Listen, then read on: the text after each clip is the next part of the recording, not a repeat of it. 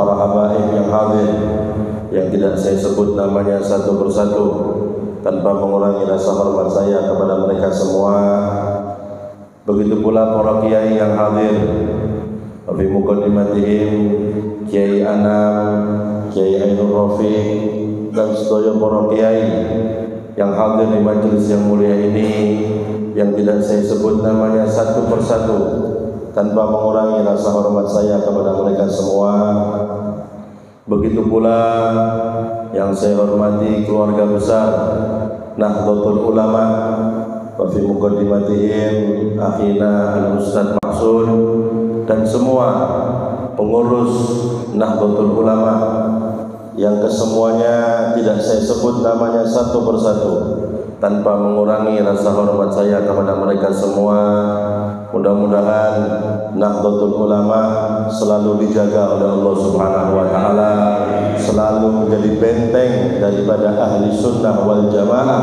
Amin Allahumma amin ya rabbal alamin. Begitu pula segenap takmir Masjid Nurul Karamah yang kesemuanya tidak saya sebut namanya tanpa mengurangi rasa hormat saya kepada mereka semua, dan juga semua para sesepuh, para hadirin hadirat rahimakumullah. Alhamdulillah, kita bersyukur kepada Allah Subhanahu wa taala yang pada malam hari ini kita semua dikumpulkan oleh Allah Subhanahu wa taala di majelis yang mulia, di tempat yang mulia, di malam yang mulia, dan di bulan yang mulia, untuk bersama-sama kita beribadah kepada Allah, untuk bersama-sama kita berzikir kepada Allah, bersolawat kepada Nabi Muhammad sallallahu alaihi wasallam, dan juga bersama-sama kita menjalin ukhuwah kita sesama Nahdliyin, Nahdlatul Ulama. Mudah-mudahan dengan barokahnya kita berkumpul, bersilaturahmi, beribadah bersama-sama, tidak bangun dari majelis ini kecuali dosa-dosa kita semua diampuni oleh Allah Subhanahu wa taala. Hajat kita semua dikabulkan oleh Allah Subhanahu wa taala. Yang sakit di antara kita disembuhkan oleh Allah Subhanahu wa taala. Anak-anak kita semua dijadikan anak-anak yang soleh dan solehah, yang selalu berakidah ahli sunnah wal jamaah. Amin Allahumma amin ya rabbal alamin. Para hadirin hadirat rahimakumullah, biasanya setiap rutinan kita sudah sering, dan memang rutinan kita mengkaji daripada kitab Hadratus Syekh Kiai Hasyim Asy'ari dalam kitabnya Adabul Ta'lim Muta'allim, Adabul Alim wal Muta'allim.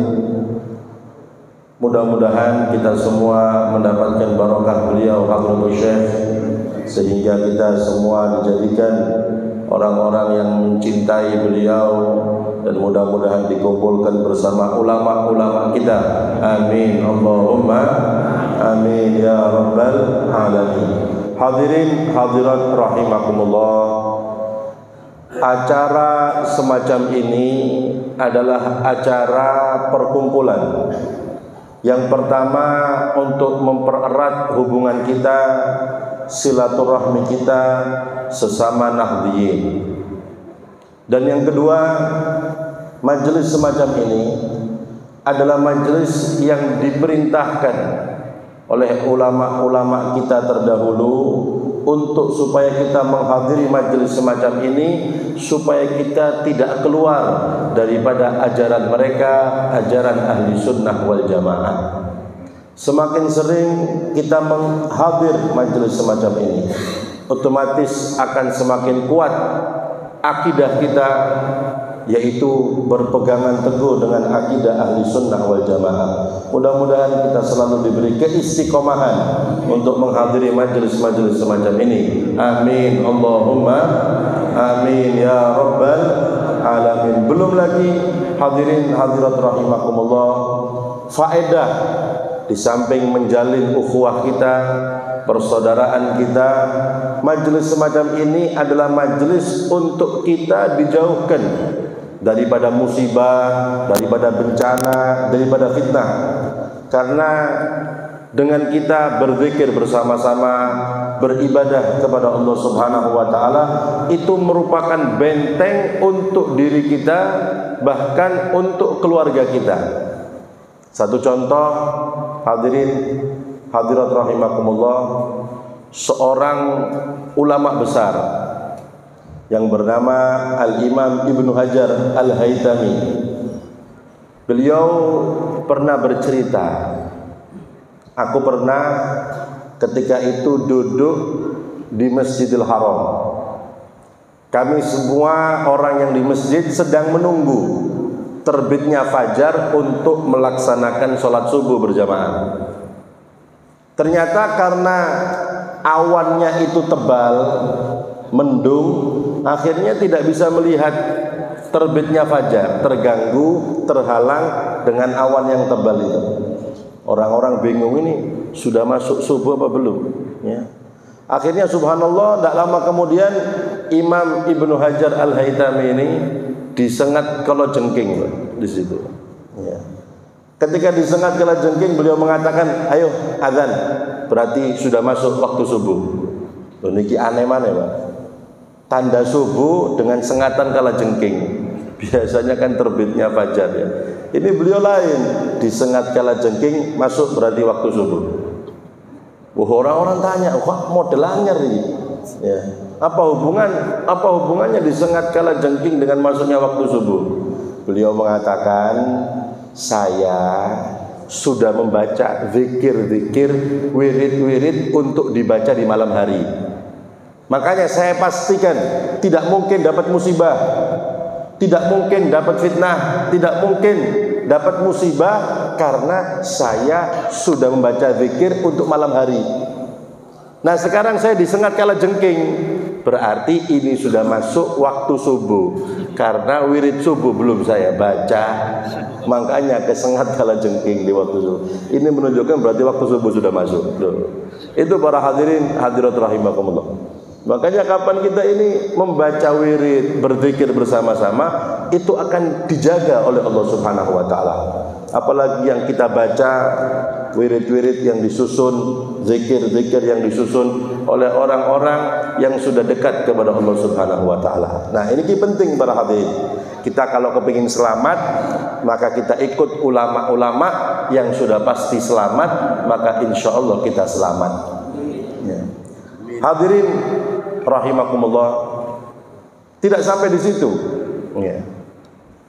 Kapan orang itu selalu beribadah kepada Allah dengan memperbanyak zikir kepada Allah, membaca wirid-wirid yang sudah diajarkan oleh para ulama-ulama kita terdahulu, maka otomatis di samping tadi kita mendapatkan penjagaan dari Allah Subhanahu wa taala. Apapun juga yang kita inginkan itu akan dikabulkan oleh Allah Subhanahu wa taala. Satu contoh, ada seorang ulama yang bernama sahabat Nabi Auf bin Malik Al-Asja'i.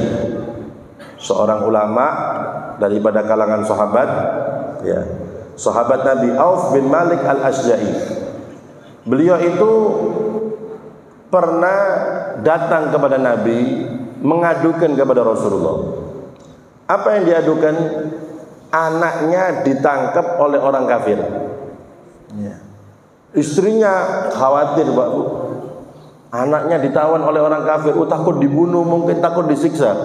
Sehingga istrinya menyuruh sahabat Auf datang ke Rasulullah untuk menyampaikan keadaannya. Datang sahabat Auf bin Malik Al-Asja'i kepada Nabi dan mengatakan, ya Rasulullah, anakku yang bernama Salim sekarang ini ditawan oleh orang kafir. Istriku di rumah khawatir ya Rasulullah. Maka apa yang jenengan perintahkan untuk kami supaya anak kami mungkin selamat? Ya. Maka apa jawaban Rasulullah SAW? Bertakwalah kamu kepada Allah Subhanahu wa taala. Kamu sabar dan perbanyak kamu dan istrimu untuk mengucap la haula wala quwata illa billahil aliyil azim. Perbanyak baca itu. Disuruh wirid sama Rasulullah, disuruh zikir oleh Rasulullah SAW. Zikirannya la haula wala quwata illa billahil aliyil azim, la haula. Dibaca terus seperti itu. Akhirnya pulang ke rumahnya dan menceritakan kepada istrinya, wahai istriku, kita dapat amalan dari Rasulullah SAW. Apa Pak? Amalan dari Kanjeng Nabi. Kita disuruh sabar, kemudian memperbanyak membaca la haula wala quwata illa billahil aliyil azim. Oh, dibaca Pak Bu, suami istri ini, Auf dan istrinya. Terus dibaca subhanallah, barokahnya wirid, barokahnya zikir kepada Allah Subhanahu wa taala. Tahu-tahu musuhnya ini mungkin ketiduran, dibikin tidak sadar oleh Allah Subhanahu wa taala. Akhirnya anaknya itu berhasil kabur dari tawanan itu. Tidak cukup seperti itu. Anaknya sempat membawa kambingnya musuh 4.000 kambing. Bayang. Petang ewu Pak. Cari ini nek sampean wis nak sampean ditawan mana gak apa-apa. Ben 8.000 teko kok. Keluar ditawan oleh orang kafir, pulang subhanallah soge. Tadi jeragan wedhus Pak. 4.000 kambing dibawa. Nah, niki berkatnya para hadirin, berkatnya zikir, membaca wirid kepada Allah Subhanahu wa taala. Makanya jangan dikira para ulama-ulama kita terdahulu itu memerintahkan kita berkumpul bersama-sama, membaca wirid, membaca zikir. Itu tidak ada faedahnya. Faedah di dunia sebelum nanti faedah di akhirat. Ya. Belum lagi diceritakan sahabat Nabi yang bernama sahabat Abu Darda radhiyallahu taala anhu. Sahabat Abu Darda ini ketika itu beliau sedang berkumpul dengan teman-temannya, tahu-tahu ada seseorang yang datang kepada beliau memberikan kabar. Wahai Abu Darda, kamu sekarang pulang, rumahmu kebakaran. Rumahmu kebakaran. Katanya Abu Darda, oh tidak mungkin, rumah saya kebakaran. Tidak mungkin. Loh, kebakaran? Ya. Kenapa kamu kok mengatakan yakin tidak kebakaran? Lu kebakaran loh. Tidak mungkin, karena saya sudah membaca wirid diajarkan Nabi Muhammad SAW. Saya sudah membaca yang diperintahkan oleh Rasulullah SAW. Allahumma anta rabbi la ilaha illa anta alaika tawakkaltu wa anta rabbul arsyil azim. Masya Allah kan wa malam yasha' lam yakun wala haula wala quwata illa billahil aliyil azim. A'lamu anna Allah ala kulli syai'in qadir wa anna Allah qad ahata bi kulli syai'in ilma. Allahumma inni a'udzubika min syarri nafsi wa min syarri kulli dabbatin anta akhidun bi nasiyatiha inna rabbi ala siratim mustaqim. Kata Rasulullah, barang siapa yang membaca itu maka tidak akan terjadi kejelekan dirinya, keluarganya, dan apapun yang ia miliki. Hartanya dijaga, dirinya dijaga, keluarganya dijaga, hartanya dijaga oleh Allah Subhanahu wa taala. Dan alhamdulillah tadi sudah aku baca itu. Jadi tidak mungkin rumah saya kebakaran. Kalau tidak percaya, ayo kita ke sana. Kanjeng Nabi tidak mungkin goro, Pak. Subhanallah, ketika dilihat sama orang-orang, samping-sampingnya kebakaran, rumahnya Abu Darda selamat, Pak. Loh, bayangkan. Nah, niku barokah wirid, zikir.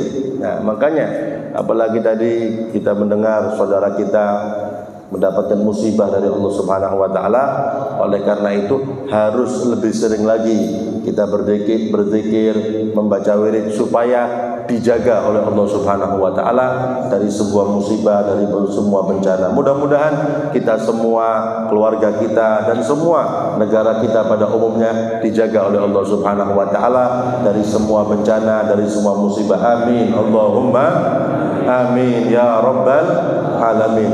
Dan para hadirin hadirat rahimakumullah, jangankan bencana, manusia apabila dia itu digerakkan hatinya untuk hadir majelis zikir, majelis wirid, majelis taklim, majelis yang di dalamnya beribadah kepada Allah Subhanahu wa taala, itu bisa menyebabkan bahkan orang yang fasik itu bisa bertobat kepada Allah Subhanahu wa taala. Diceritakan Al-Habib Abdullah bin Husain bin Thahir, Beliau itu yang mengarang kitab Sulamut Taufik. Ya. Saya dulu sering diceritai oleh guru saya, Sayyidil Walid Al-Habib Husain bin Abdullah As-Segaf. Dulu itu kalau masjid-masjidnya NU pasti ngaji kitab Sulamut Taufik. Ya. Beliau menceritakan dulu itu ada dari kantornya NU ngirimi surat Kiai Fulan, ditugaskan ke masjid ini, berangkat sepedaan, ngisi. Oh, besoknya diganti ke desa ini, sepedaan, ngajinya kitab Sulamut Taufik itu. Itu kata beliau Al-Habib Husain bin Abdullah As-Segaf. Jadi dulu kalau masjid-masjid NU itu ngajinya kitab Sulamut Taufik, karya Al-Habib Abdullah bin Husain bin Thahir. Alhamdulillah teng jamek nggih dikaji kitab Sulamut Taufik. Nah, beliau Al-Habib Abdullah bin Husain bin Thahir, di zaman beliau punya pengajian. Termasuk yang hadir Syekh Salim bin Semir, ya, yang mengarang kitab Safinatun Najah. Itu termasuk yang sering hadir pengajian beliau, yang ngarang kitab Safinatun Najah. Nah, kemudian suatu ketika beliau tidak melihat Syekh Salim ini hadir. Mungkin pekan pertama tidak hadir, kajian selanjutnya juga tidak kelihatan. Maka ditanyakan, di mana Syekh Salim? Kok tidak hadir? Khawatir, mungkin sakit, mungkin ada masalah. Seorang guru itu pasti perhatian sama santrinya. Ya. Nah, subhanallah, ketika itu Syekh Salim dengar ditanyakan oleh Al-Habib Abdullah bin Husain bin Thahir, ya, beliau datang menghadap dan menceritakan, Habib, saya ini tidak hadir pengajian jenengan, saya mau cerita kejadian yang istimewa yang terjadi. Apa itu Syekh Salim? Di tempat saya itu ada orang yang kerjaannya itu riba. Saya sudah berapa kali nasihati, tetap, dan itu sudah berpuluh tahun kerjaannya riba. Jadi kalau tobat modern atau apa itu. Tapi subhanallah, tahu-tahu orang itu datang kepada saya kepingin tobat dan kepingin saya membimbingnya untuk tobat. Saya ajari cara tobat daripada riba, ya. Kemudian saya tuntun mengembalikan harta-hartanya. Saya ikut ngitung harta-harta yang didolimi itu dikembalikan semuanya. Ini dulu pernah saya ambil dengan cara riba, dihitung, ditotal, dan saya bantu untuk membagikan harta-harta yang dulu dia dolimi. Makanya akhirnya saya tidak hadir pengajian jenengan karena sibuk ngurusi duitnya kayak gimana, balik no ini, balik no situ. Ya. Dan subhanallah Habib, setelah semua selesai dibagikan semuanya, tidak lama orang itu meninggal dalam keadaan husnul khotimah. Subhanallah. Maka setelah Al-Habib Abdullah bin Husain bin Thahir mendengar cerita itu, ya, beliau mengatakan, kamu tahu sebabnya apa dia itu kok tobat daripada kerjaan ribanya? Beliau Syekh Salim mengatakan, saya tidak tahu, karena orang itu hadir pengajian saya ini loh. Ya. Karena hadir di sini. Jadi ceritanya orang itu, para hadirin, orang ini kepingin nagih utang, kan kerjaannya rentenir lah kalau bahasa kita, ya. Ketika itu yang ditagih ternyata orangnya tidak ada. Kata istrinya, oh mboten enten, kemana? Hadir pengajian. Ya. Akhirnya pengajian di mana? Itu loh, ikut pengajian di situ. Abdullah bin Husain bin Thahir. Nah, orang ini hadir pengajian bukan untuk niat barokah ngaji, bukan, untuk nagih utang. Paham enggak? Dinteni, kok udah Melayu mana gitu. Jadi kata Al-Habib Abdullah bin Husain bin Thahir, ketika orang itu masuk bersamaan dengan turun rahmatnya Allah Subhanahu wa taala.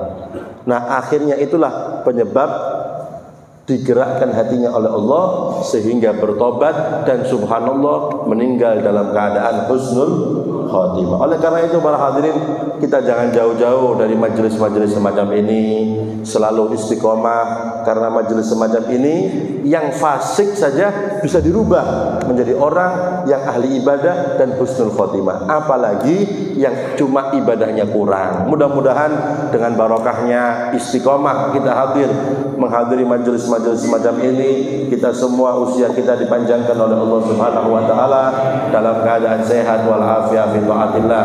Amin Allahumma amin ya rabbal alamin. Dan mudah-mudahan dengan barokahnya kita bersama-sama berkumpul, berzikir, bersolawat kepada Nabi Muhammad SAW, tidak bangun dari majelis ini kecuali dosa-dosa kita semua diampuni oleh Allah Subhanahu wa taala, hajat kita semua dikabulkan oleh Allah Subhanahu wa taala, yang sakit di antara kita disembuhkan oleh Allah Subhanahu wa taala, yang susah digampangkan oleh Allah Subhanahu wa taala, dan mudah-mudahan anak-anak kita semua dijadikan anak-anak yang soleh dan solehah, anak-anak yang berjalan di jalan Nabi Muhammad, anak-anak yang bisa kita banggakan di hadapan Nabi Muhammad SAW. Masjid ini dimakmurkan oleh Allah Subhanahu wa taala, makmur dengan ilmu agamanya, makmur dengan ibadahnya, makmur dengan rezekinya. Amin Allahumma amin ya rabbal alamin. Dan mudah-mudahan kelak di akhirat kita semua mendapatkan syafaat Nabi Muhammad SAW. Kita dapat minum telaga dari tangan Nabi Muhammad SAW ketika melewati sirat, dituntun oleh Rasulullah SAW, dan di surga kita semua dikumpulkan dengan Nabi Muhammad SAW. Amin Allahumma amin ya rabbal alamin. Kurang lebihnya saya mohon maaf. Wabillahi taufiq wal hidayah. Wassalamualaikum warahmatullahi wabarakatuh.